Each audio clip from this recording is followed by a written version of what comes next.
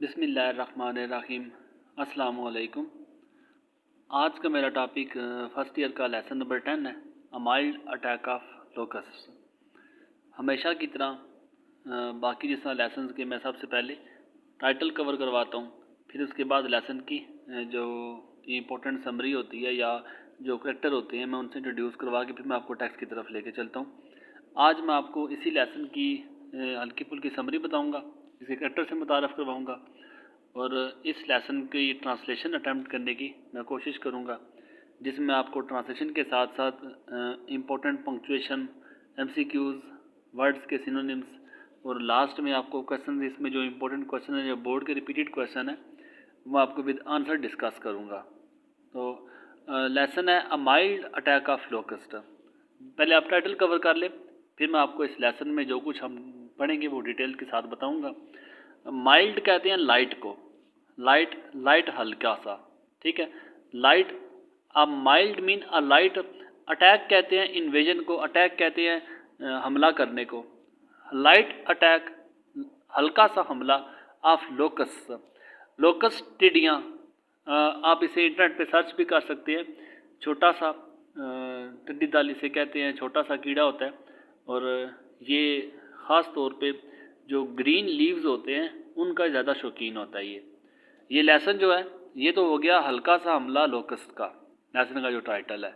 अब इसकी समरी पे बात करूं तो मुख्तलिफ़ तरह के नेचुरल डिज़ास्टर आपने देखे होंगे, जो कुदरती आफात होती हैं कुदरत की तरफ से, जिन पे इंसान का ज़ोर नहीं होता। जिस तरह आप देख लें, ज़लज़ला आता है, अब इस पे किसी का ज़ोर नहीं है। सुनामी है जापान में, जो समंदर के पास इलाके हैं, सुनामी आता है, उसमें समंदर का जो पानी है वो शहरों के अंदर दाखिल हो जाता है, जिसमें बड़ी तबाही होती है, बड़े पैमाने पे जानी माली नुकसान होता है लोगों का। इसके अलावा सैलाब आ जाता है, जिस तरह देखिए सिंध में सैलाब पिछले दिनों काफ़ी सैलाब रहा है उसका। अर्थक्वेक, ज़लज़ला आपको बताया 5 अक्टूबर का ज़लज़ला आज़ाद कश्मीर में, मुज़फ़्फ़राबाद में इसने बड़ी तबाही मचाई है। ये इसके अलावा साइक्लोन्स आते हैं, वो जो गोल गोल हवा का घूमना होता है। अब ये साइक्लोन्स पानी के अंदर भी आते हैं और ये साइक्लोन्स खुश्की के इलाके में भी आते हैं। और ऑस्ट्रेलिया और अमेरिका में ये साइक्लोन्स इतनी शिद्दत इख्तियार करते हैं कि ये पूरे के पूरे घर को तहस नहस करके रख देते हैं, पूरे के पूरे घर को उजाड़ के रख देते हैं, पूरे के पूरे घर को उड़ा के अपने साथ ले जाते हैं। इसीलिए जापान में सुनामी की वजह से और जिन जगहों पे ये कुदरती आफात ज़्यादा आती हैं तो उसमें जो घरों की जो मरम्मत होती है, जो घरों का काम होता है, वो अक्सर औकात उनके जो शेड जो होते हैं वो घर जो है वो हल्के फुल्के बनाते हैं, ताकि ज़लज़ले की सूरत में, सुनामी की सूरत में, साइक्लोन्स की सूरत में ज़्यादा नुकसान ना होना पड़े। तो ये तो होगी सारी कुदरती आफात जिन पे इंसान बिल्कुल बेबस होता है, जिन पे इंसान का कोई ज़ोर नहीं चलता है इनके आगे। रब की तरफ से आते हैं और रब की तरफ से ही ये वापस भी जाते हैं। इंसान का इस पर कोई भी किसी किस्म का भी कोई इस पर ज़ोर नहीं चल सकता इन चीज़ों पे। इसी तरह अब ये बताना आपको मकसद है कि ये जो हम लेसन डिस्कस करने लगे हैं, a mild attack of locust, एक हल्का सा हमला जो है लोकस्ट का, एक हल्का सा हमला टिड्डियों का। इस हल्का, ये तो एक हल्का सा हमला था, थोड़े टाइम के लिए हमला था, लेकिन इस हमले ने किस कदर नुकसान पहुंचाया, इन लोकस्ट ने किस कदर किसानों को नुकसान पहुंचाया, किस कदर फसलों को नुकसान पहुंचाया, कितनी बड़ी तादाद इनकी आई और क्या नुकसान कर किया जिस जगह पे इन्होंने अटैक किया। डॉरेस लसिंग एक आंखों देखा हाल जो है वो डिफरेंट कैरेक्टर्स के थ्रू बता रही है कि कैसे लोकस ने फार्मर्स के एरिया में, जो उन्होंने अभी बेचारों ने नई नई क्रॉप लगाई हुई थी, नई नई फसलें थी उनकी, उन फसलों को आके, अभी वो जो फसलें निकल रही थी अभी शायद पूरी तरह निकली भी नहीं थी, उनको आके किस तरह तहस नहस किया। दरख्तों की क्या हालत थी, पौधों की क्या हालत थी, ज़मीन की क्या हालत थी, फसलों की क्या हालत थी, ग्राउंड का क्या हाल किया, वगैरह वगैरह। इसकी डिटेल आप उनके टिड्डियों के आने से लेकर टिड्डियों के जाने तक की डिटेल जो डॉरेस लेसिंग ने दी है, आप उस डिटेल को इस पूरी ट्रांसलेशन में मैं कवर करने की कोशिश करूँगा। और इस लेसन के जो करैक्टर है उसमें जो दो मेन इंपॉर्टेंट करैक्टर हैं, मार्गरेट का करैक्टर भी इंपॉर्टेंट है, लेकिन ये दो करैक्टर ट्रांसलेशन के लिए अक्सर औकात इन दोनों करैक्टर से ट्रांसलेशन आती है।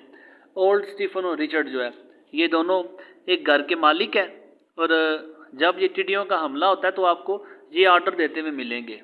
और इसके अलावा मार्गरेट है एक छोटी बच्ची जो इन टिड्डियों के लश्कर को पहली दफ़ा अपनी ज़िंदगी में देख रही है और मार्गरेट के क्या व्यूज़ थे, वो क्या करना चाहती थी, उसका बस नहीं चल रहा था, वो किस तरह हेल्प करे वगैरह वगैरह, ये सारी डिटेल आपको लेसन में ट्रांसलेशन में कवर करूँगा।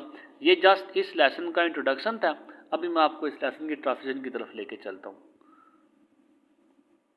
ये mild attack of locust introduction करवा चुका हूँ आपको, ठीक है। और ट्रांसलेशन के लिए आपको मैं, बाकी जो बच्चे मुझे फर्स्ट डे से सुन रहे हैं, बाकी लेसन जिन्होंने सुन चुके हैं उनको पता है कि जो ग्रीन मेरी ट्रांसलेशन है इसको मैं पूरा कवर नहीं कर सका। तो ये जो ग्रीन है, ये ग्रीन मेरी ट्रांसलेशन, ये इंपॉर्टेंट ट्रांसलेशन पैराग्राफ है। ज़्यादातर बच्चे सारा तैयार कर नहीं सकते, तो इनके लिए मैं आसानी के लिए जो सारे बोर्ड्स में जो है, रावलपिंडी है, डेरा गाजी खान है, जितने भी बोर्ड्स हैं, सारे बोर्ड में जो इंपॉर्टेंट पैराग्राफ होते हैं वो मैं सारे बोर्ड के पैराग्राफ हाईलाइट कर देता हूँ, ताकि बच्चों को सारा लेसन तैयार ना करना पड़े, सिर्फ वो इंपॉर्टेंट पैराग्राफ तैयार कर लें। इंशाअल्लाह ताला इन पैराग्राफ से हट के कोई भी ट्रांसलेशन नहीं आएगी। जो बच्चे सुनते हैं वीडियोस मेरी, जो बच्चे पिछले लेसन कवर कर चुके हैं उनको पता है ट्रांसलेशन पेपर में 15 नंबर की आती है। और इसके अलावा ग्रीन तो सारी ट्रांसलेशन को रिप्रेजेंट करेगी, ठीक है। पहली ट्रांसलेशन यहाँ से लेकर यहाँ तक है, फिर दूसरी ट्रांसलेशन यहाँ से लेकर यहाँ तक है, फिर तीसरी ट्रांसलेशन आप यहाँ से लेकर यहाँ तक, आप इसी को देख के अपनी बुक पे आप हाईलाइट कर सकते हैं। और चौथी ट्रांसलेशन तकरीबन सारा लेसन इम्पोर्टेंट है। और इसके अलावा ये आगे ग्रीन में देख ले आप, ये सारी इंपॉर्टेंट ट्रांसलेशन है। अब बच्चे कहते हैं सर इसमें सारा तो लेसन पूरा आ जाता है, इस लेसन में दो चार पाँच लाइन्स रह गई हैं, आप उनको भी ऐड कर देते तो बच्चे आपको अगर सारा लेसन तैयार हो सकता है तो इससे अच्छी कोई बात नहीं है। लेकिन अगर आपको ज़्यादा लगता है तो जस्ट आप जो रावलपिंडी बोर्ड के पैराग्राफ आपको बता रहा हूँ, जस्ट आप वो पैराग्राफ तैयार कर ले। कौन कौन सा पैराग्राफ है? एक तो फर्स्ट वाला जो मोस्ट इंपॉर्टेंट पैराग्राफ है ये, ठीक है। इसके दो पैराग्राफ जो सबसे ज़्यादा इस लेसन के रिपीटेड पैराग्राफ हैं सारे बोर्ड में। एक तो ये पहला वाला पैराग्राफ है, ठीक है, एडवांस रिचर्ड, ये हरी हरी हरी तक है। ये पैराग्राफ बहुत इंपॉर्टेंट है, ये पैराग्राफ बहुत ज़्यादा पेपर में रिपीट होने वाला है। और दूसरे नंबर पे जो इम्पोर्टेंट पैराग्राफ है वो looking out all the trees, ये दो पैराग्राफ सबसे इम्पोर्टेंट पैराग्राफ है जो सारे बोर्ड में रिपीटेड होते रहते हैं, ठीक है। और इसके अलावा आप ये तीसरा पैराग्राफ ये वाला कर सकते हैं, ये थर्ड मोस्ट इम्पोर्टेंट है। ये तीन पैराग्राफ अगर आप तैयार करें तो इस लेसन में सबसे इम्पोर्टेंट पैराग्राफ अगर 100% है तो 90% इन तीनों पैराग्राफ में से कोई ना कोई पैराग्राफ आ जाएगा। लेकिन अगर सारा कोई ऐसा बच्चा जो सारा लेसन तैयार कर सकता है तो सबसे पहली प्रायोरिटी ये है कि आप 15 नंबर की ट्रांसलेशन है और एक ही पैराग्राफ आता है और इसमें कोई चॉइस नहीं होती, इसलिए कोशिश करें जितनी इंपॉर्टेंट ट्रांसलेशन मैं आपको निशान लगवाता हूँ, आपको बताता हूँ, इंशाल्लाह ताला इनसे बाहर कोई ट्रांसलेशन नहीं किसी लेसन से भी आएगी। जो कुछ भी आएगा आप जितने पास पेपर्स हैं जिस मर्जी बोर्ड का उठा के देख लें, आप जिस ट्रांसलेशन को खोलेंगे वो ट्रांसलेशन मैंने ज़रूर आपको अंडरलाइन करवा दी होगी, मैं वो ट्रांसलेशन आपको ज़रूर हाईलाइट करवा चुका हूँ।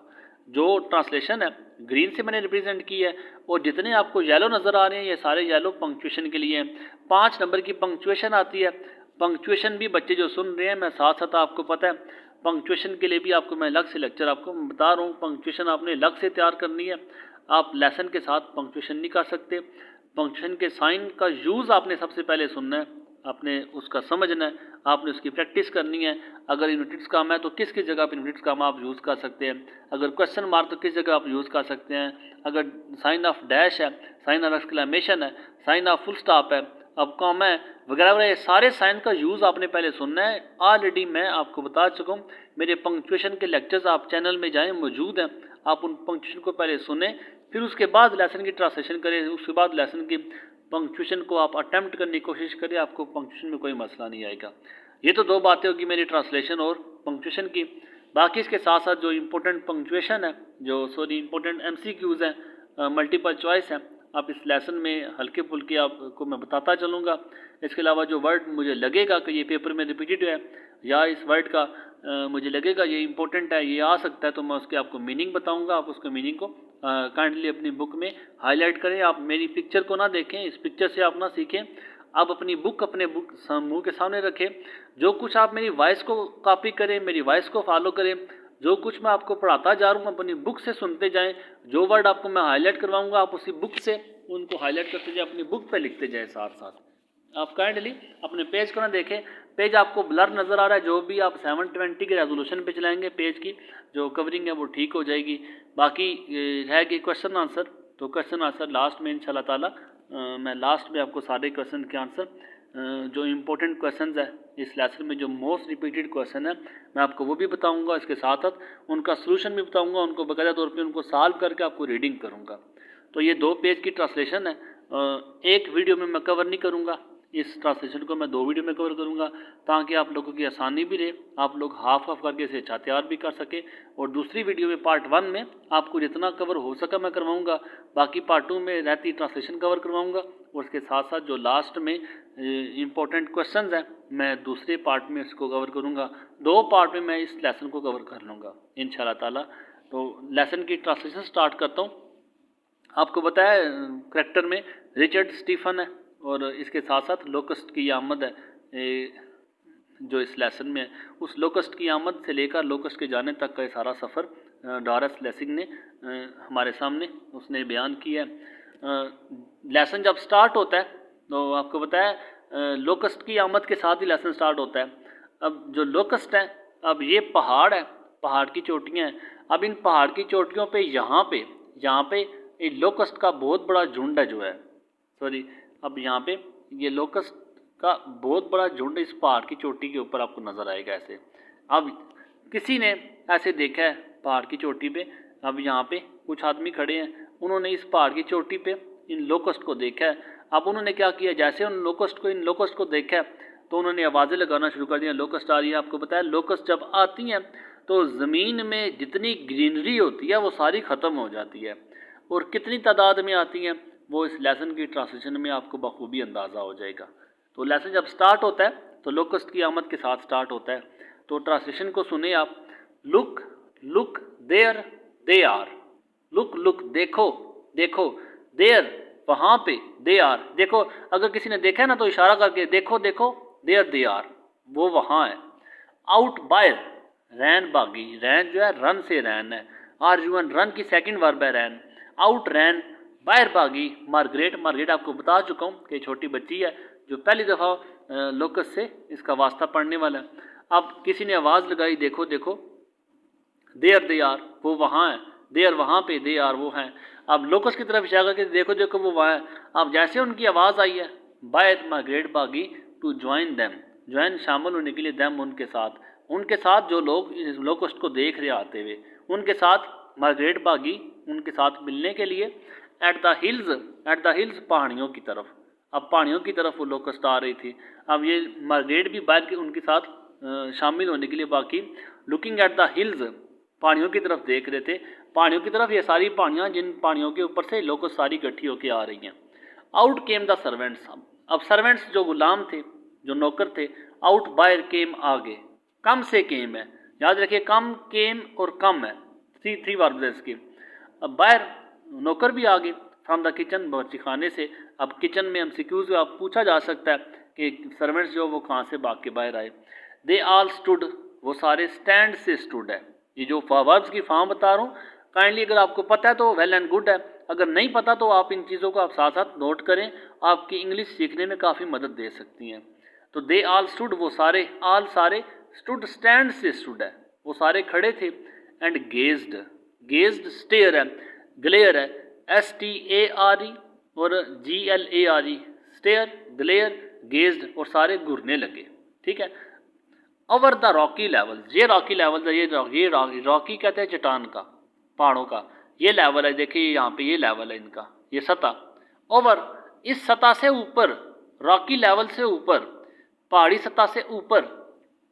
ऑफ द माउंटेन, पहाड़ के चट्टानी सतह जो था, जो पथरीली सतह थी, इनसे ऊपर was a streak of rust coloured air, streak कहते हैं लाइन को, स्ट्रीक के ऊपर आप लाइन है, BAND बैंड है, स्ट्रिप है, STRIP स्ट्रिप है, या फिर स्ट्राइप STRIP स्ट्राइप भी आप लिख सकते हैं। 4 वर्ड आपको बताइए स्ट्रीक के लिए। रो भी है, ROW, रो लाइन, कतार। अब क्या देखते हैं कि पहाड़ के चट्टानी सतह के ऊपर वाज अ स्ट्रीक लाइन थी, कतार थी, of rust colour locust, what was the colour of locust, rust colour, MCQs में पूछा जा सकता है। तो रस्ट कलर, रस्ट जो जंग वाला कलर होता है, रेड कलर था उनका, लोकस्ट टिड्डियों का, जर्द कलर था, जंग वाला रंग था, जंग आलूद रंग के साथ उनकी कितार बनी हुई थी पहाड़ी सतह के ऊपर। देयर दे केम, वहाँ वो आई। अब जिन्होंने देखा वाजे लगा रहे हैं। एडवांस इंपॉर्टेंट पैराग्राफ है, one of the most important है, पूरे लेसन का सबसे मोस्ट इंपॉर्टेंट पैराग्राफ है। पहले नंबर पे आपको मैंने बताया कि ये मोस्ट इंपॉर्टेंट पैराग्राफ है। एडवांस जैसे आप ये देखते हैं होता है ऐसे कि जब भी लोकस्ट आते हैं तो इनकी ये कोशिश होती है कि जितना धुआं ये गीला जो है पत्ते इकट्ठे करके, गीले पत्ते इकट्ठे करके जितना कड़वा धुआं लगा सकते हैं उतना कड़वा धुआं लगाते हैं। और एक तो जो टिड्डियाँ ये दो चीज़ों से दूर भागती हैं। पहली चीज़ ये कड़वे धुएँ से ये कड़वे धुएँ की तरफ नहीं आती। दूसरी चीज़ ये शोर से भागती हैं। टिड्डियाँ छोटी छोटी होती हैं और जितना शोर करेंगे टिड्डियाँ शोर के पास नहीं आती। अब इन्होंने दोनों काम करने हैं। क्यों? क्योंकि ये नहीं चाहते कि पहाड़ से टिड्डियाँ नीचे की तरफ आएँ। नीचे की तरफ आई, बेचारों ने नई नई फसलें लगाई हुई है, नए नए उन्होंने फार्मिंग की हुई है, अब नए नए उनकी जो खेती बाड़ी हुई हुई है, अब नीचे आई तो सारी खेती बाड़ी इनकी तहस नहस हो जाएगी। और एक किसान जितनी मेहनत के साथ खेती बाड़ी करता है, बीज बोता है, खाद डालता है, जितनी गोडी करता है, ये उसका आपको जवाब किसान ही दे सकता है कि जब वो लुट पुट जाता है इन टिड्डियों की वजह से। अब जो इन्होंने देखा है लोकस्ट को आते हुए, तो एट वंस अचानक से रिचर्ड शाउटेड, रिचर्ड और स्टीफन दोनों का आपको तारफ कर चुका हूँ, ये मालिक है। तो रिचर्ड शाउटेड, शाउट कहते हैं चिल्लाने को, ठीक है। Richard shouted at the cook boy, cook boy जो है वो बावर्ची जो किचन में काम करता है। तो रिचर्ड जो था वो बावर्ची पे चिल्लाया।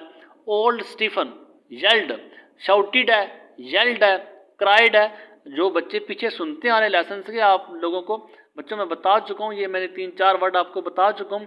अब वही वर्ड दोबारा रिपीट होते हैं। अगर आप पीछे वोकैबुलरी तैयार करते हैं आपको आगे वोकैबुलरी का मसला नहीं बनता। क्राइड है, येल्ड है, शाउटेड है, ये तीनों वर्ड जो हैं ये चिल्लाने के सेंस में आते हैं। तो बूढ़ा स्टीफन जो था येल्ड, वो चिल्लाया at the house boy, house boy जो नौकर है, जो सर्वेंट है, वो नौकर पे चिल्लाया। द कुक बॉय रैन, अफरा तफरी पड़ गई हर तरफ। जैसे टिड्डियों को देखा फ़ौरन ही कुछ ना कुछ करना है, फ़ौरन ही हमने आग जलानी है, फ़ौरन ही हमने घंटियाँ बजानी है। द कुक बॉय जो बावर्ची था, रैन भागा टू बीट द ओल्ड प्लफशेयर। अच्छा देखें, एक तो वर्ड आपके पास हो गया प्लफशेयर, ठीक है। आप इस वर्ड को आप याद रख लें, प्लफशेयर एक वर्ड हो गया। दूसरे नंबर पे आप इसे बेल देखेंगे। ये 2-3 वर्ड आपको बता रहा हूँ मैं, लेसन में दोबारा नहीं बताऊँगा। एक बेल है, एक तो आपके पास ये प्लफशेयर हो गया, एक वर्ड है। दूसरा वर्ड आपके पास बेल वाला आएगा, ठीक है। अब ये दूसरा वर्ड आपके पास बेल वाला आ गया। तीसरा आपके पास ये इसी तरह एक और वर्ड भी आता है प्लफशेयर के साथ, कैटल, KETTLE। ये 3 वर्ड आपने याद रखने हैं, ठीक है। ये 3 वर्ड आपने याद रखने हैं। पहला आपको बताया प्लफशेयर वाला, दूसरा आपको बताया बेल वाला, तीसरा आपको बताया कैटल वाला। ये तीनों वर्ड आएंगे, रिपीट होंगे। मतलब इनका एक ही है, घड़ियाल है, घंटी है। आप देखें ब्रेक टाइम बेल बजती है, ब्रेक टाइम जो टन टन की आवाज़ें आती हैं, अब वही बेल है ये वाली भी। प्लफशेयर भी इसे कहेंगे, इसको बेल भी कहे, इसको कैटल भी कहे। तीनों में से जो वर्ड भी रिपीट होता है लेसन के अंदर, आपको मतलब पता होना चाहिए, ये उस घड़ियाल की तरफ इशारा है, ये उस घंटी की तरफ इशारा है, ठीक है। अब दोबारा मैं इसको आपको रिपीट नहीं करूँगा। तो जो कुक बॉय था भागा टू बीट बजाने के लिए द ओल्ड प्लफशेयर, ओल्ड पुरानी, एंशियंट भी है, ANCIENT, एंशियंट ओल्ड पुरानी, प्लफशेयर घड़ियाल को बजाने के लिए भागा। जो ओल्ड पुरानी घड़ियाल थी, जो घंटी थी, उसको बजाने के लिए भागा। हैंग लटकी हुई थी from a tree branch, tree दरख्त की ब्रांच शाख से। अब दरख्त की शाख से वो लटकी हुई थी, उस पुरानी घड़ियाल को बजाने के लिए भागा। आपको बताया टिड्डियाँ जो है वो इरिटेट होती हैं, वो चिड़चिड़ी होती हैं, वो जिस जगह घंटियाँ होती हैं उस जगह की तरफ नहीं आती। अब वो भागा इस पुराने नकारे को, नून काफ रे है, नकारा भी इसे कहते हैं, बगल जो होता है घंटी का, आपको आसान वर्ड में बताया। तो पुराने नकारे को बजाने के लिए, जो कि दरख्त की शाख से लटका हुआ था, उसको बजाने के लिए वो भागा। Which was used to summon, use to पीछे आपको मैं रिपीट कर चुका हूँ, पास्ट हैबिट को शो करता है।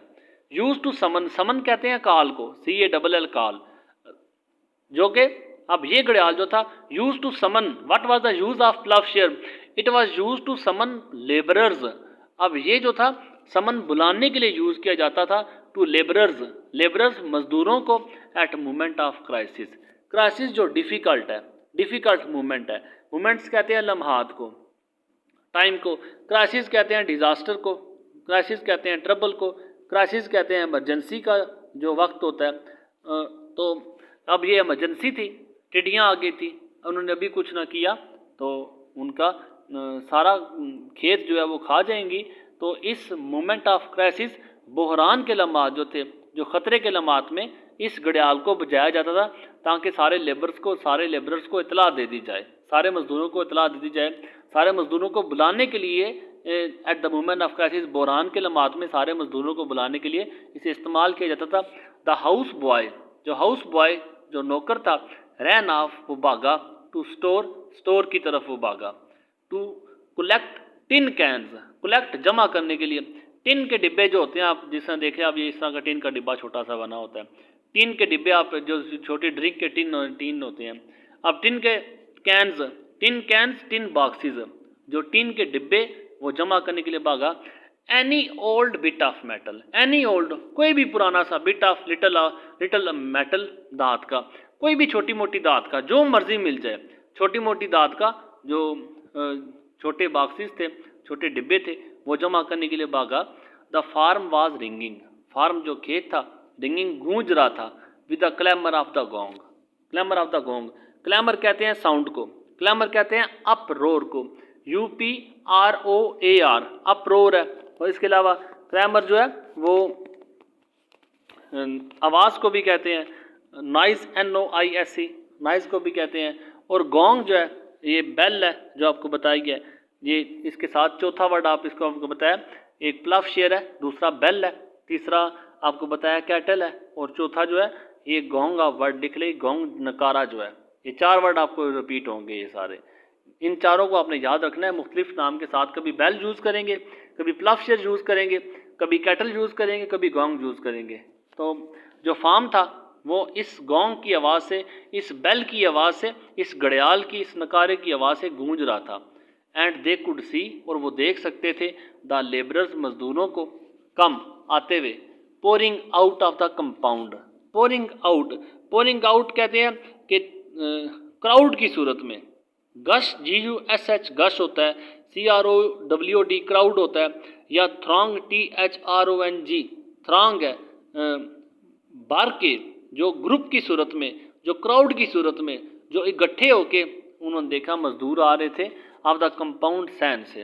अब पोरिंग ऑफ की एग्जाम्पल अगर आपको बताऊं ना, उमड़ कर आना, इकट्ठे आना। अब कैसे कि अब ज़मीन के अंदर सावन के दिनों में जब ज़मीन में गर्माइश होती है तो ज़मीन के अंदर छोटे से सुराख से आपने पखनू निकल के देखे होंगे कि पखनू कैसे छोटे से सुराख से वो निकल के आते हैं, एक निकलता है, दूसरा निकलता है, तीसरा निकलता है, चौथा निकलता है, और चंद ही मिनटों में पूरी की पूरी फ़ज़ा जो होती है वो उन पखनुओं से भर जाती है।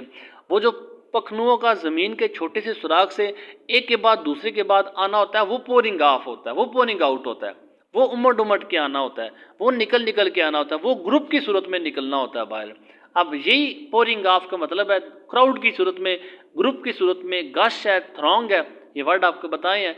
तो उन्होंने देखा कि जो मजदूर थे वो पोरिंग ऑफ, वो उमड़ के आ रहे थे, वो गट्ठे होके आ रहे थे।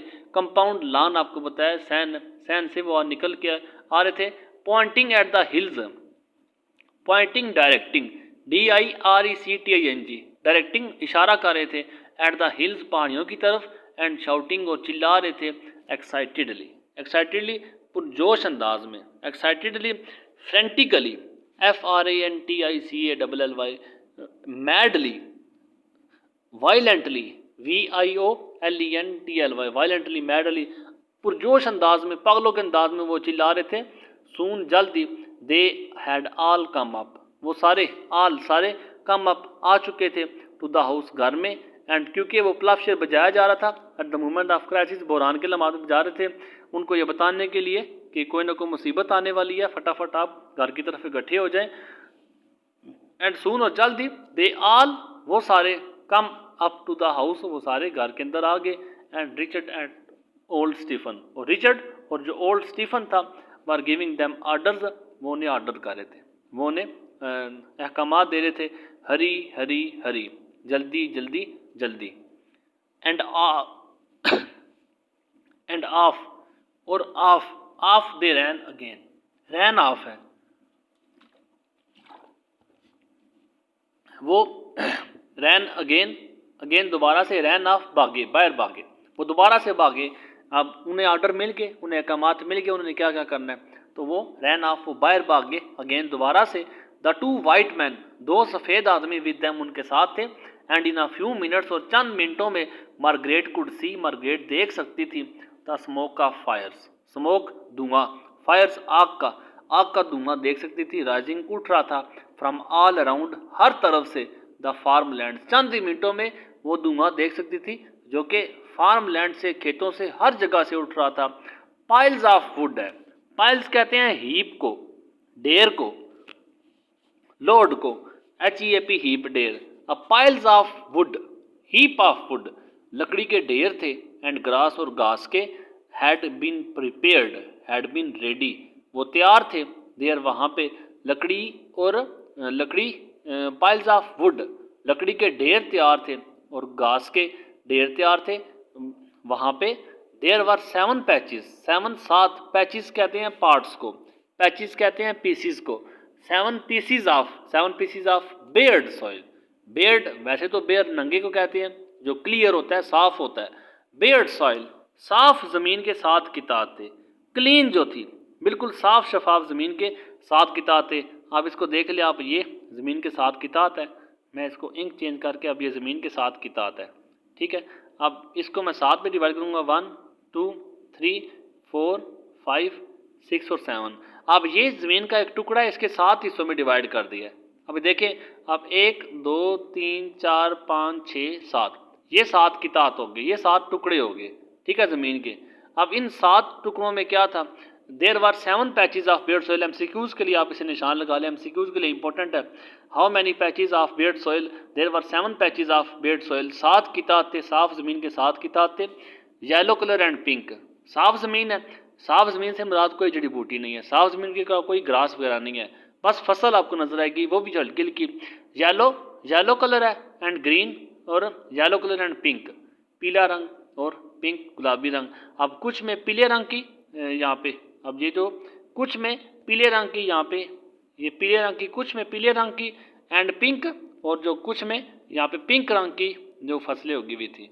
येलो कलर एंड पिंक, सफ़ेद और सॉरी पीले और गुलाबी रंग के 7 किताब थे, साफ ज़मीन के।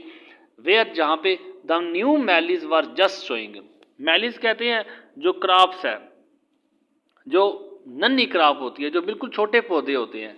अब इसे क्रॉप्स के साथ भी आप देख सकते हैं, न्यू मैलीज, नई कॉम्प्लें, नई फसल, वर जस्ट शोइंग, अभी अभी शोइंग नज़र आ रही थी, मतलब अभी भी फसल निकलना शुरू हुई थी। Making a film of bright green, making a film, making a row, film कहते हैं परत को, लाइने को।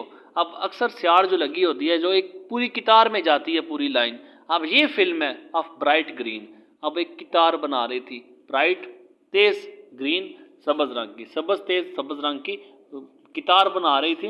अराउंड ईच, हर एक के गिर्द, अब इसके गिर्द भी, इसके भी, इसके भी, इसके भी, जितने किताब है हर एक के गिर्द, अराउंड ईच, हर एक के गिर्द से, ड्रिफ्टेड अप, ड्रिफ्ट कहते हैं एसेंड को, ASCEND, एसेंड गेट अप, ऊपर की तरफ उठना। डिसेंड होता है नीचे की तरफ आना, DSCEND, डिसेंड होता है नीचे की तरफ आना, एसेंड होता है ऊपर की तरफ जाना। अब ये जो हर किते में से क्या था, एवरी, अराउंड ईच, हर एक किते से, ड्रिफ्टेड अप, उठा, थिक क्लाउड्स ऑफ स्मोक। अब थिक में याद रखना आप इसे, यहाँ पे थिक जो है, अब थिक है, थिक 2-3 वर्ड लिखवा रहा हूँ आप इसे, क्योंकि बार बार रिपीट होंगे, आप इसे देखें। एक थिक है, फिर दूसरा डेंस है, ठीक है, तीसरा आपके पास डार्क आएगा। अगर कोई और वर्ड हुआ तो मैं आपको बता दूंगा, ये 3 वर्ड आपने याद रखने हैं, डार्क है, थिक है, डेंस है, इसके अलावा एक्रिड है। अब ये याद रख ले आप इसे, ठीक है। अब ये 3 वर्ड ज़्यादा रिपीट है, ये 3 वर्ड ज़्यादा इंपॉर्टेंट होंगे, थिक, डेंस और एक्रिड, ठीक है। थिक, डेंस और एक्रिड का मतलब है गन्ना, ठीक है, जो स्याह होता है बिल्कुल। ये 3 वर्ड आपने याद रखने हैं। अगर मैं आपको थिक बोलूँ, डेंस बोलूँ, एक्यूरेट बोलूँ तो इसका मतलब आपने याद रखना है करना। अब ये वर्ड जो मैं बता रहा हूँ ये मैं दोबारा रिपीट नहीं करूँगा, मैं बता दूंगा कि मैं आपको वर्ड रिपीट कर चुका हूँ ये, ठीक है। ये 3 वर्ड आपने याद रखने हैं, थिक, डेंस और एक्यूरेट है। अच्छा, हर एक किते से उठा, क्या उठा? थिक क्लाउड्स ऑफ स्मोक, गन्ना क्लाउड्स, बादल उठे, ऑफ स्मोक, धुएं के। हर किते से उन्होंने साथ के साथ कितात में आग लगा दी। अब हर किते से धुएं के बादल उठे। They were throwing wet leaves, they were throwing, वो फेंक रहे थे, वेट लीव्स, वेट गीले, लीव्स पत्ते, वो गीले पत्ते फेंक रहे थे, on to the fires, fires आग पे, नाउ अब आग लगाई, अब गीले पत्ते उसके ऊपर फेंक रहे हैं। गीले पत्ते से आग तो नहीं लगती, लेकिन गीले पत्ते से कड़वा धुआं जरूर पैदा होता है। अब कड़वा धुआं उन टिड्डियों को नीचे आने से रोकेगा। Wet leaves on the fire now, अब वो फायर आग पे वो गीले पत्ते फेंक रहे थे, to make it accurate, accurate आपको अभी बताया, ताकि इसे गन्ना कर सके एंड ब्लैक और स्याह कर सके। मार्गरेट वाज वाचिंग, मार्गरेट देख रही थी, द हिल्स, पहाड़ियों को, now there was a long, अब उसने पहाड़ियों को देखा, वहाँ देर वाज अ लॉन्ग, एक लंबी, ऐसे देर वाज लॉन्ग, लॉन्ग एक लंबी, now there was long low cloud, कदरे नीचे बादल था, एडवांसिंग इंक्रीजिंग जो बढ़ रहा था। अब नीचे बादल जो था ये टिड्डियों का बादल था, कदरे नीचे एडवांसिंग बढ़ रहा था। रस्ट कलर स्टिल, अभी तक उनका रंग जंग आलूद था। स्वेलिंग, स्वेलिंग कहते हैं फैलने को, स्वेलिंग कहते हैं स्प्रेडिंग को, स्वेलिंग कहते हैं एक्सपेंड होने को, फैलना। अब पहले ऐसे थे, अब कुछ टिड्डियाँ ऐसे ऊपर की तरफ हो रही हैं, कुछ टिड्डियाँ ऐसे नीचे की तरफ हो रही हैं। अब ये टिड्डियाँ जो एक लाइन में थी अब वो फैल रही हैं, अब वो खुल रही हैं, अब वो ओपन हो रही हैं। अब जो स्वेलिंग वो फैल रही थी फॉरवर्ड आगे की तरफ, आगे की तरफ, एंड आउट और बाहर की तरफ, आउट बाहर की तरफ, आगे की तरफ और बाहर की तरफ फैल रही थी। एज शी लुक्ड, जैसे ही उसने देखा। उम्मीद है कि मेरी थोड़ी डिटेल जो है लेसन में बताना आपको थोड़ी सी हेल्प करेगी अंडरस्टैंडिंग के लिए, आपको समझने में से आसानी होगी। जिस जगह से आपको थोड़े से कंफ्यूज हो तो काइंडली वीडियो को रिवर्स करके आप दोबारा सुन ले। नाउ अब देर वाज अ लॉन्ग, अब वहाँ पे एक लंबा, लो क्लाउड, कदरे नीचे क्लाउड था, बादल था। Advancing the telephone was, sorry ये हो चुका है, the telephone was ringing, telephone जो था उसकी घंटी बज रही थी। नेबर्स, हमसायो, क्विक क्विक, आप जो उनके आसपास काम करें कहते हैं हमसायो, क्विक क्विक, जल्दी करो जल्दी करो। देयर कम द लोकस्ट, वहाँ पे लोकस्ट आई, वहाँ पे लोकस्ट आ रही हैं। ओल्ड स्मिथ, ओल्ड स्मिथ अब सबसे पहले बारी इस बेचारे की आई। Old Smith had his crop eaten to the ground, double had का यूज़ है आपका, आपको मैं तकरीबन बता चुका हूँ, पिछले लेसन में भी क्लियर किया था कि फर्स्ट हैड जो है ये आपका हेल्पिंग वर्ब के तौर पे आता है, और सेकंड हैड आपका जो है ये मेन वर्ब के तौर पे रिपीट हो रहा है, ठीक है। ये हैज़ की थर्ड फॉर्म है ये, और ये हैड जो है ये as a past perfect form के तौर पे आ रहा है, हेल्पिंग वर्ब के तौर पे। तो ओल्ड स्मिथ जो था, old Smith had his crop eaten to the ground. अब ओल्ड स्मिथ की जो क्रॉप थी, जो फसल थी, ईटन टू द ग्राउंड, वो ज़मीन तक चट कर गई थी, मुकम्मल तौर पे चट कर गई थी। पहले ओल्ड स्मिथ की बारी आई, उसकी फसल जो थी मुकम्मल तौर पे चट कर गई। क्विक, जल्दी, गेट योर फायर्स स्टार्टेड, क्या करो, get your fire started, fires अपनी आग के अलाव को स्टार्ट जलाना शुरू करो। फॉर ऑफ कोर्स, यकीनन, वाइल जबकि एवरी फार्मर होप्ड, हर फार्मर ने होप उम्मीद की, the locust would overlook his farm, overlook ignore, overlook करें वो इग्नोर कर दे, वो निगलेक्ट कर दे, वो फॉरगेट कर दे, क्या करें वो नज़रअंदाज कर दे, हिज फार्म, उसके फार्म को, उसके खेत को, and go on to the next. What was the desire of every farmer, क्या कि every farmer hoped the locust would overlook his farm and go on to the next, क्या उम्मीद करता था कि बस मेरा फार्म बच जाए, go on to the next, और अगले फार्म पे चली जाए। हर फार्मर की यही उम्मीद थी, यही उसकी उसने किया, अपने दिल में ख्याल पैदा किया। इट वॉज ओनली फेयर, लेकिन फेयर ये था, मुनसिफाना ख्याल ये था, और दयानतदारी ये थी, टू वार्न ईच अदर, कि एक दूसरे को आगाह करें। अब हर किसी को, everyone must play fair, one must play fair, हर किसी को यहाँ पे दयानतदारी दिखानी थी। सेल्फिश नहीं बनना था, मेरा फार्म छोड़ दें अगले फार्म में चले जाएं। अब ये ऐसा मौका था, हर किसी को दयानतदारी के साथ काम करना था। अब यही वो उसने बात किया, it was only fair to warn each other. अभी सिर्फ दयानतदारी इस बात पे थी, अब उनका फर्ज ये बनता तो टू वार्न ईच अदर, एक दूसरे को आगाह करें। वन मस्ट प्ले फेयर, अब यहाँ पे हर किसी को साथ देना था, यहाँ पे हर किसी को साथ चलना था। वन मस्ट प्ले फेयर, दयानतदारी के साथ एक दूसरे का साथ चलना था। वन मस्ट प्ले फेयर, हर किसी को, प्ले मीन रोल करना, किरदार अदा करना, फेयर दयानतदारी के साथ किरदार अदा करना था। एवरीवेयर, हर तरफ, 50 माइल्स, ये इंपॉर्टेंट है, एमसीक्यूज में रिपीट होता रहता है। 50 miles over the country side, country side जो देहाती इलाका है, हर तरफ देहाती इलाके के, देहात के 50 माइल्स 50 मील तक द स्मोक वाज राइजिंग, 50 मील तक हर तरफ देहात में स्मोक जो धुआं था वाज राइजिंग, वो उठ रहा था। फ्रॉम मिरियड्स ऑफ फायर्स, मिरियड्स कहते हैं अनलिमिटेड, मिरियड्स कहते हैं अननंबरेबल, काउंटलेस है, सेवरल है, जितने वर्ड बताए साथ आप लिख लिया करो आप इसे। मिरियड्स ऑफ फायर, अनगिनत आग का लाव उठ रहा था।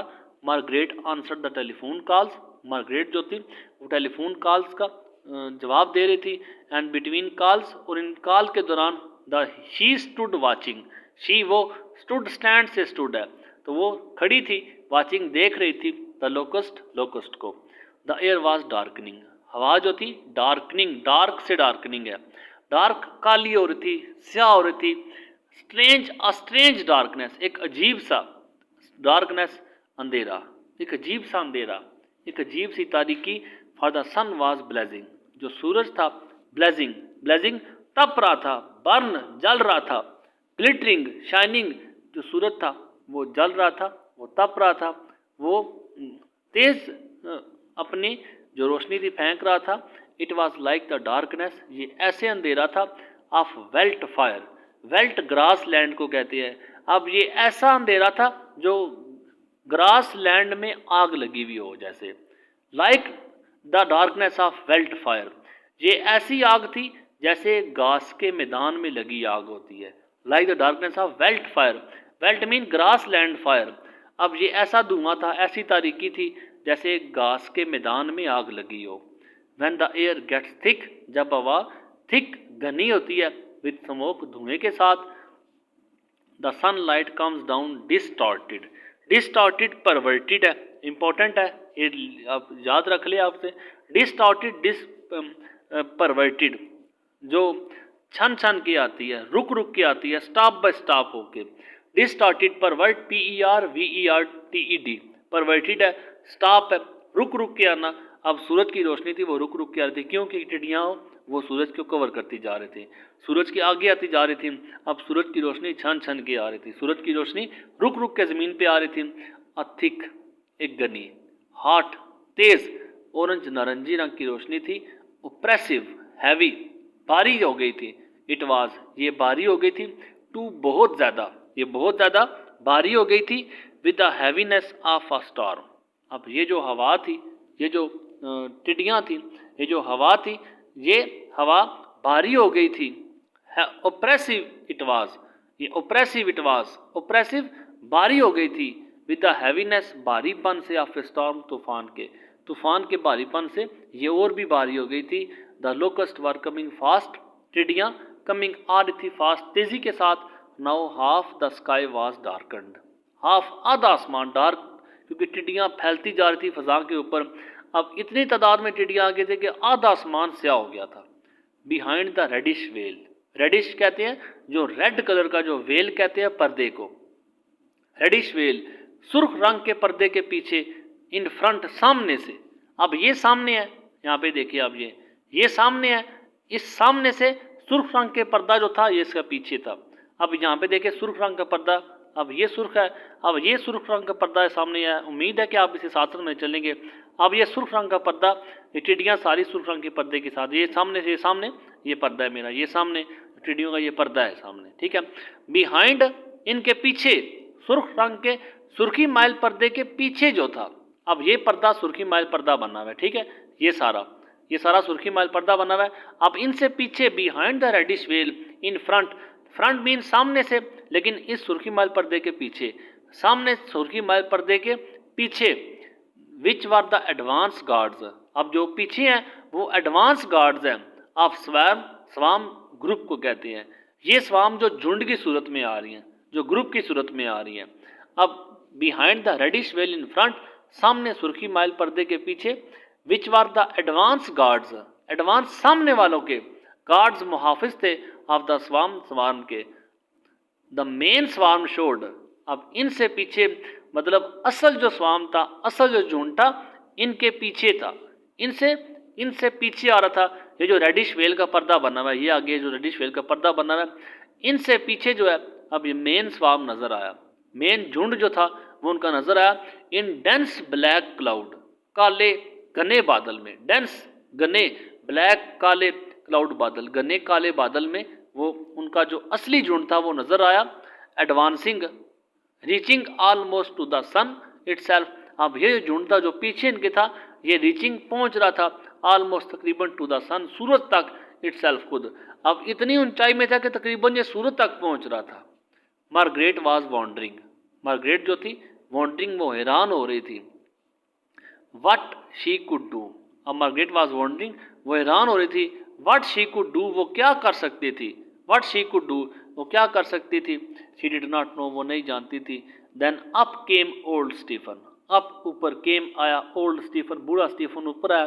फ्रॉम द लैंड्स, फसलों से, खेतों से, ज़मीनों से ऊपर आया। आके वो इतला दे रहा है, वी आर फिनिश्ड, हम ख़त्म हो गए हैं। मार्गरेट फिनिश्ड, मार्गरेट हम ख़त्म हो गए हैं। दोज बैगर्स, बैगर्स कह रहे हैं इंसेक्ट्स को, जो लोकस्ट है उनको कह रहा है। दोज बैगर्स, ये भिखारी जो हैं। अब आप भिखारी लिखोगे, जब आप ट्रांसलेशन इसकी अगर करते हो तो भिखारी जब लिखोगे, आप टिड्डियाँ भिखारी तो हो नहीं सकती। आप क्या करोगे, आप इनको यहाँ पे आप क्लियर करोगे भिखारी किनको कह रहा है। आप ब्रैकेट में जो भी आपने एक्स्ट्रा इन्फॉर्मेशन देनी है, आप याद रखना ट्रांसलेशन में इसके नंबर मिलते हैं। वो इस बात पे एग्जामिनर खुश होता है कि बच्चे को क्लियर है, बच्चे को पता है कि वो अपने पॉइंट को क्लियर कर रहा है कि भिखारी किसको कहा जा रहा है। ऐसे बहुत से पॉइंट होते हैं कि अगर आपने किसी बात को क्लैरिफाई करना होता है तो आप उसे ब्रैकेट में लिख दिया करो, एक्स्ट्रा इन्फॉर्मेशन दे दिया करो। सुनने वाले को, जो चेक करने वाले को पता चलता है कि बच्चे को कंसेप्ट क्लियर है।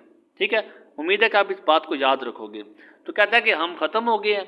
दोज बैगर्स, वो भिखारी, can eat every leaf and blade, हर पत्ता खा जाएंगे, हर पत्ता खा जाएंगे, लीफ एंड ब्लेड, हर पत्ता खा जाएंगे। ऑफ द फार्म, खेत से, in half an hour, half an hour, ये भी हम सीक्यूज के लिए आप इसे नोट कर लें। हाफ एन आवर, आधे घंटे में ये भिखारी हर पत्ता खा जाएंगी। It is only early afternoon, ये भी सहपैर का अर्ली आगाज़ है। इफ़, अब सहपैर का आगाज़ है, अब जिस जगह पे इनको शाम हो जाती है तो उसी जगह पे डेरे डाल लेती है, फिर वहाँ से उठती नहीं है जब तक बाकी चीज़ें भी खा नहीं जाती। तो इफ़ वही, अब कहता है अब ये सहपैर का आगाज़ है, इनकी कोशिश ये है कि जो नुकसान हुआ तो वो तो नुकसान हुआ है, लेकिन यहाँ से जल्दी जल्दी चली जाएँ वापस। If we can only, if we can make enough smoke, अगर हम एनफ, काफ़ी, स्मोक धुआं करते हैं, मेक एनफ नॉइज़, हम काफ़ी नॉइज़, शोर पैदा करते हैं। Till the sun goes down, जब तक सूरज नीचे चला जाए, जब तक सूरज गुरूब हो जाए। सूरज के गुरूब होने से पहले पहले हमने इनको भगाना है, सूरज के गुरूब होने से पहले पहले हमने इनको नीचे उतरने नहीं देना। जो है हमने इनको सूरज से निकलने से पहले पहले बताना है, हमने इनको सूरज से पहले पहले इनको यहाँ से भगाना है। तो मेक एनफ नॉइज़, इतनी आवाज़ पैदा करें। Till the sun goes down, जब तक सूरज गुरूब हो जाता है। They will settle somewhere else, तो क्या होगा कि ये सेटल बैठ जाएंगे समवेयर एल्स, किसी और जगह पे। परहैप्स, मे बी, शायद ये किसी और जगह पे बैठ जाएंगी। एंड देन, और फिर get the cattle going, cattle आपको बता चुका हूँ, बेल को है, अब हमें घंटी भी बजानी है। It is thirsty work, thirsty, प्यास तलब, वर्क काम है। दिस, ये एक प्यास तलब काम है। आपको पता है घंटी लगातार बजाना भी ये प्यास तलब, प्यास लग जाती है, इसमें थकावट हो जाती है। तो यहाँ तक तो उनकी तबाही का अंदाज़ा आपको इस पैराग्राफ में बखूबी हो चुका होगा कि किस हद तक वो तबाही उनकी हो चुकी है, तबाही वो कर चुकी हैं। अब इस पैराग्राफ में बदल है कि वो सिर्फ कोशिश कर रहे हैं कि इनको जितना जल्दी मुमकिन हो सकता है हम यहाँ से भगाएं, हम यहाँ पे बैठने ना दें यहाँ पे। तो अगला पैराग्राफ आपको पता है ये मोस्ट इंपॉर्टेंट पैराग्राफ है, सेकंड मोस्ट इंपॉर्टेंट पैराग्राफ है जो पिंडी बोर्ड में रिपीट हुआ है। लुकिंग आउट, लुकिंग देखते हुए, आउट बाहर, बाहर देखते हुए। अब यहाँ आपको थोड़ी सी परख लेगी इनकी तादाद कितनी है, इनका फैलाव कितना है, ज़मीन पे हैं तो कितनी तादाद में ज़मीन पे आई हैं। लुकिंग आउट, बाहर देखते हुए, all the trees, what was the condition of trees, what was the condition of ground, what was the condition of mountain. आप जरा हालत देखना इनकी क्या कंडीशन है। लुकिंग आउट, देखते हुए, all the trees were queer, all the trees, सारे दरख्त वर क्वियर, क्वियर स्ट्रेंज है, क्विड ऑड है, ओ डबल डी ऑड है, STRANG स्ट्रेंज है। तो सारे दरख्त जो थे वो स्ट्रेंज थे, अजीब नज़र आ रहे थे, एंड स्टिल और मोशनलेस थे, बेहसो हरकत, इन अर्ट है, INERT इनर्ट है, बेहसो हरकत, बेजान और क्या थे इसके साथ साथ ये all the trees were queer, queer strange odd, अजीब, अनस्टिल और मोशनलेस और बेजान थे, क्लाटेड विद इंसेक्ट्स, क्लाटेड जो ग्रुप की सूरत में, क्लाटेड असेंबल हुए हुए थे, RALL रैले होता है, इसके साथ साथ ग्रुप की सूरत में, क्राउड की सूरत में जमे हुए थे, विद इंसेक्ट्स कीड़ों के साथ। अब दरख्तों की क्या हालत थी, स्ट्रेंज अजीब थे, मोशनलेस बेहसो हरकत थे, और इसके साथ साथ कीड़ों के साथ भरे हुए थे, ग्रुप बना हुआ था उनका। दियर बफ्स, उनकी शाखें जो थी, weighed to the ground, weighed वजनी हो गई थी, टू द ग्राउंड ज़मीन तक। The earth seemed to be moving, ज़मीन सीम्ड लुक्ड दिखाई दी, टू बी मूविंग हरकत करती हुई, लोकस्ट क्रॉलिंग एवरीवेयर, लोकस्ट जो थे टिड्डियाँ जो थी, crawling, crawling creeping, CREEPING creeping है, लोकस्ट टिड्डियाँ क्रॉलिंग करती, क्रीपिंग कर रही थी, एवरीवेयर हर तरफ। इसके साथ ड्रैगिंग भी है, DRAGGING, ड्रैग वैसे लड़खड़ा के चलने को कहते हैं, लेकिन ड्रैग इसके वर्ड के साथ रिपीट हो सकता है। लोकस जो थी वो हर तरफ रेंग रही थी, एवरीवेयर हर तरफ। She could not see the land at all, she could not see वो ना देख सकी, द लैंड ज़मीन को, एट ऑल बिल्कुल भी ज़मीन ना, क्योंकि ज़मीन सारी जो है वो टिड्डियों के साथ कवर हो चुकी थी, टिड्डी के ऊपर टिड्डियाँ, ज़मीन नज़र नहीं आ रही। सो थिक वाज द स्वाम, सो थिक इतना घना था, स्वाम झुंड उनका, उनका लश्कर जो था इतना घना था, टुवर्ड द माउंटेन पहाड़ों की तरफ। It was like looking into the driving rain, it was like ऐसा लगता था, लुकिंग देख रहे हो, into the driving rain, driving dripping flowing बहती हुई, रेन बारिश को देख रहे हो। अब ऐसे पहाड़ों से उतर उतर के नीचे की तरफ आ रही थी जैसे बारिश की कतरे नीचे की तरफ आती हैं। इवन हत्ता के एज शी वाज, जैसे उसने देखा, the sun was blotted out, the sun was blotted out, blotted out conceal, CONCEAL conceal hide हो जाना, छुप जाना, जो सूरज था वो छुप गया, with the fresh on rush of them, fresh ताज़ा, ऑन रश अटैक को कहते हैं, ऑन रश इन्वेड को कहते हैं, INVAD। अब जो सूरज था वो छुप गया था, फ्रेश ताज़ा, ऑन रश अटैक हमले की वजह से, ऑफ देम उनके, सूरज उनके ताज़ा हमले की वजह से छुप गया था। It was a half night, अब ऐसा समा होता, हाफ नाइट आधी रात का समा था, क्योंकि सूरज की रोशनी ज़मीन पर नहीं आ रही थी, पूरा आसमान टिड्डियों के साथ भर गया, ज़मीन टिड्डियों के साथ भर गया, दरख्त टिड्डियों के साथ भर गया, माउंटेन का हाल आपने देखा।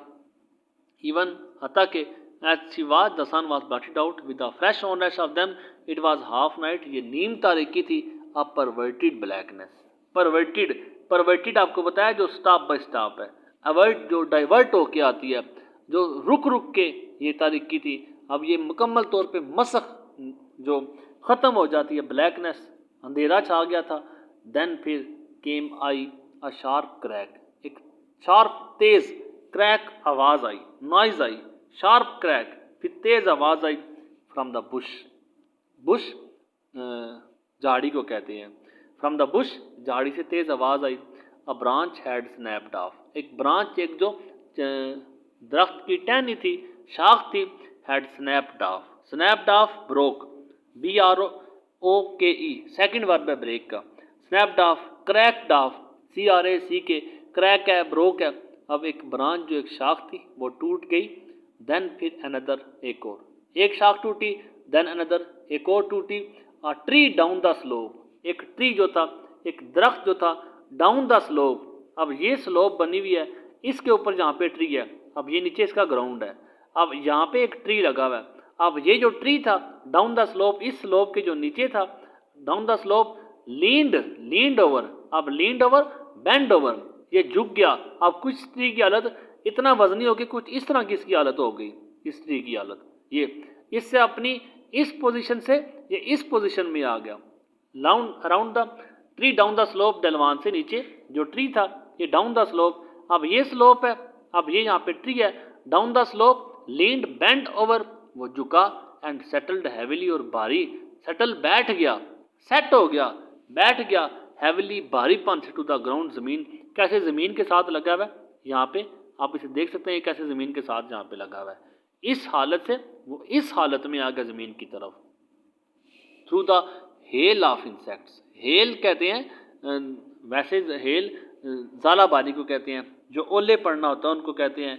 अब यहाँ पे हेल जो है through the hell of insects है, जो अटैक हो रहा है, जो शावर है, जो बम्बार्डमेंट हो रही है, अब जो हमला हो रहा है इंसेक्ट्स कीड़ों का, अ मैन केम रनिंग, उन थ्रू द हेल रेन, बारिश को भी हम कह सकते हैं, जो कीड़ों की बारिश हो रही थी, अ मैन, इस बारिश से, अ मैन एक आदमी, केम रनिंग, वो भागता हुआ आया, भागता हुआ आया, ऑल द क्रॉप्स फिनिश्ड, आके वो क्या कह रहा है, ऑल द क्रॉप्स फिनिश्ड, हम सारी फसलें खो चुके हैं, नथिंग लेफ्ट, कुछ भी नहीं बचा, ही सेड, उसने कहा, but the gongs were still beating, gongs जो नकारे थे, स्टिल बीटिंग, अभी तक बज रहे थे, द मैन स्टिल शाउटिंग, आदमी अभी तक चिल्ला रहे थे, एंड मार्गरेट आस्क्ड, और मार्गरेट ने पूछा, why do you go on with it then, why do you go on, आपकी फसलें तो सारी खा गए हैं, दरख्तों की हालत सत्यानाश कर दी है, ज़मीन के साथ दरख्त लगे हुए हैं,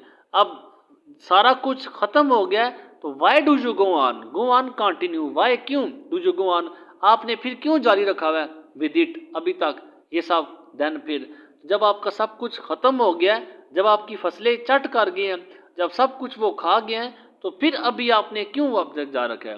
ये देखो ऊपर लाइन में उसने बताया, the gongs was still beating, the man still shouting, अभी तक गोंग्स क्यों बज रहे हैं, अभी तक नकारे क्यों बज रहे हैं, अभी तक घंटियाँ क्यों बज रही हैं, अभी तक आदमी क्यों चिल्ला रहे हैं, Y do you go on, Y do you continue with it, अभी तक आपने इसे जारी क्यों रखा है, देन, फिर, ख़त्म तो आपका सब कुछ हो गया, तो फिर आपने सारा कुछ अभी क्यों जारी रखा है। इसका आंसर इंशाल्लाह ताला मैं आपको पार्ट 2 में दूंगा। यहाँ तक क्योंकि वीडियो काफ़ी लेंथी बन जाती है, तो मैंने आपको बताया मैं इस वीडियो को मैं 2 पार्ट में कवर करूँगा। यहाँ तक इंशाल्लाह ताला मैंने आपको कवर कर दिया है, बाकी इंशाल्लाह जो बाकी रहता है इसके साथ साथ मैं इसके जो इम्पोर्टेंट क्वेश्चन है वो मैं आपको डिस्कस करूँगा पार्ट 2 में। अभी तक के लिए इजाज़त दें, जज़ाकल्लाह, अल्लाह हाफ़िज़।